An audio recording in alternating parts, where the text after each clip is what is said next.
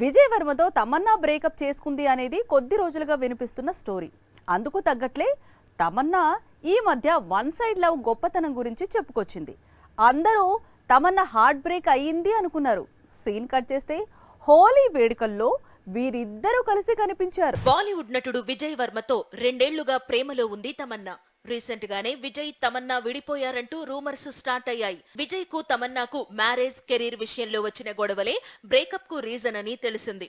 ఇలా బ్రేకప్ పై స్టోరీల మీద స్టోరీలు ప్లే అవుతున్న టైంలో వీరిద్దరూ హోలీ వేడుకల్లో కనిపించారు. అయితే ఇక్కడో ట్విస్ట్ ఉంది. వీరిద్దరూ కలిసి ఒకే హోలీ వేడుకలకు విచ్చేశారు, కానీ వేరువేరుగా వచ్చారు. గతంలో అయితే ఇద్దరూ ఒకే కారులో చేతిలో చెయ్యేసి దిగేవారు, కానీ ఇప్పుడు ఆ సీన్ కనిపించలేదు. ముందు విజయ్ వచ్చాడు, ఆ తర్వాత మిల్కీ కూల్ గా మరో కారులో వచ్చింది.